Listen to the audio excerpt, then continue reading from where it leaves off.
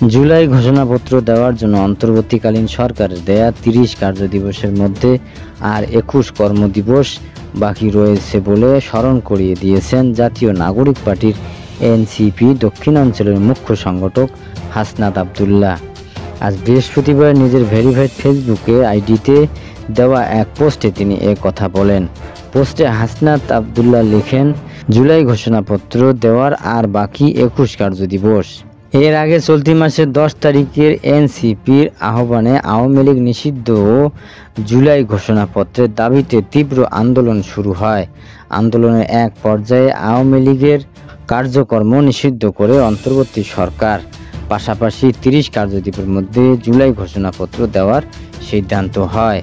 উল্লেখ্য, ছাত্র জনতার আন্দোলনে আওয়ামী লীগ সরকার পতনের পর অন্তর্বর্তী সরকারের কাছে জুলাই ঘোষণাপত্র ছিল তরুণ প্রজন্মের অন্যতম প্রধান দাবি। যদিও 9 মাস পার হয়ে গেছে, এখনও সেই ঘোষণাপত্র প্রকাশ করা হয়নি। গত 10ই মে সরকার জানিয়েছিল আগামী 30 কার্যদিবসের মধ্যে ঘোষণাপত্র প্রকাশ করা হবে। সেই সময়সীমা অনুযায়ী এখন বাকি আছে মাত্র 21 কার্যদিবস।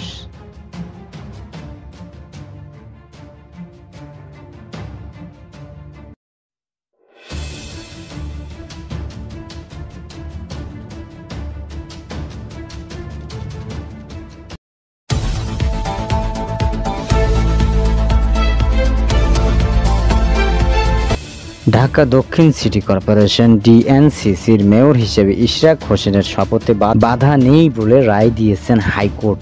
এই রায়ে সন্তুষ্টি প্রকাশ করে আনন্দ মিছিল করেছে ইশরাকের সমর্থকরা।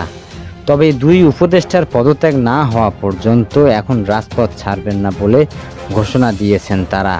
আজ বৃহস্পতিবার হাইকোর্টের বিচারপতি আকরাম হোসেন চৌধুরী ও বিচারপতি দেবাশিস রায় চৌধুরী সমন্বয়ে গঠিত বেঞ্চের ইশরাক হোসেনকে ডিএনসিসির মেয়র হিসেবে শপথ না পড়ানোর নির্দেশনা চেয়ে দায়ের করা রিট খারিজ করে দেন। এর ফলে তাকে শপথ পড়ানোর আর বাধা থাকল না।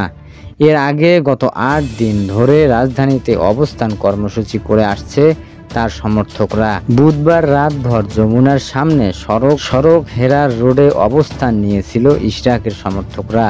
সেই আন্দোলনের সমর্থকদের সঙ্গে ছিল ইশরাক হোসেনও। অন্তর্বর্তী সরকারের নিরপেক্ষতা ফিরিয়ে আনতে দুই উপদেষ্টার পদত্যাগ দাবি করে বিএনপি নেতা ইশরাক হোসেন আরও বলেন, আমি ব্যক্তিগতভাবে মনে করি স্থায়ী সরকার উপদেষ্টা আসিফ মাহমুদ সজীব ভুঁইয়াকে অবিলম্বে পদত্যাগ করতে হবে।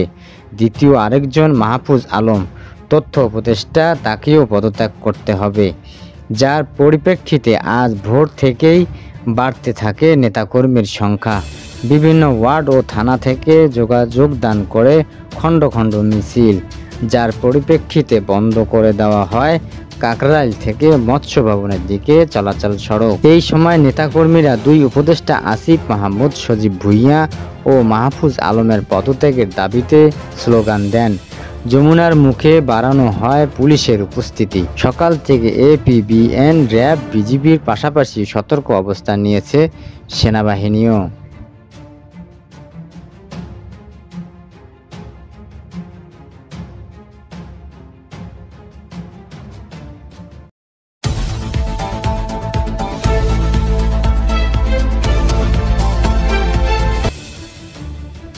রাজনৈতিক সংকটের উত্তরণে দ্রুত নির্বাচনের রোডম্যাপ ঘোষণা করতে অন্তর্বর্তীকালীন সরকারের প্রতি আহ্বান জানিয়েছেন বিএনপির মহাসচিব মির্জা ফখরুল ইসলাম আলমগীর।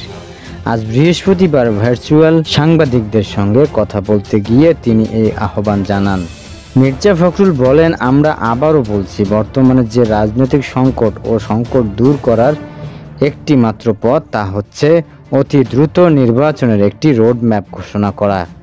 এখানে অন্য কথা বলে লাভ নেই, কারণ সংস্কারে যে বিষয়টা আছে সেটা চলমান প্রক্রিয়া। যারা জাতীয় ঐক্যমত কমিশনে আছেন তারা অতি দ্রুত যেগুলোকে রাজনৈতিক দলগুলো ঐক্যমত রয়েছে সেগুলো ঘোষণা করতে পারবেন বলে দাবি করেন বিএনপির মহাসচিব। তিনি বলেন, যেসব বিষয়ে ঐক্যমত করে সনদ তৈরি করবেন, সুতরাং এটা নিয়ে কোনো বাড়াবাড়ি করার কিংবা এটা নিয়ে টানা হেঁচড়া করার পরিস্থিতিকে জটিল করে তুলবে। সেই কারণে জনগণের প্রত্যাশা যে অতি দ্রুত একটা রোডম্যাপ ঘোষণা করে নির্বাচনের ব্যবস্থা করতে হবে এবং চলমান যে সংস্কার প্রস্তাবগুলো যেগুলোতে ঐক্যমত রয়েছে সেগুলো বাস্তবায়ন করবে, আর যেসব সংস্কার প্রস্তাবের ঐক্যমত হবে না সেগুলো সনদের ভেতরে নিয়ে চলমান প্রক্রিয়া হিসেবে রাখবেন। তিনি বলেন, আমরা জানি যে যখন মেয়র নির্বাচন হয় তখন সেটা ফ্যাসিস্ট আওয়ামী লীগ সরকারের জবরদস্তি জোর করে এই ফলাফল কেড়ে নিয়ে গিয়েছিল। জনতার মেয়র হিসেবে ঢাকাবাসী সহ দেশের জনগণ ইশরাককে মেয়র ঘোষণা করেছিল। ইশরাক হোসেনের শপথ নিতে স্থায়ী সরকারের মন্ত্রণালয়কে দ্রুত ব্যবস্থা নেওয়ার আহ্বান জানিয়েছেন মির্জা ফখরুল। আহ্বান জানিয়ে মির্জা ফখরুল বলেন, আমি আশা করব যে মন্ত্রণালয়ে আর কোনো সমস্যা তৈরি না করে দ্রুত তারা ইশরাক হোসেনের শপথ ব্যবস্থা করবেন। উল্লেখ্য, গত 14 মে চোখের অস্ত্রোপচারের জন্য বিএনপি মহাসচিব ব্যাংকক যান। পরদিন ব্যাংকক রুটনিন আই হসপিটালে তার বাম চোখের সফল অস্ত্রোপচার হয়। বর্তমানে হাসপাতালে চিকিৎসকদের নিবিড় পর্যবেক্ষণে রয়েছেন তিনি।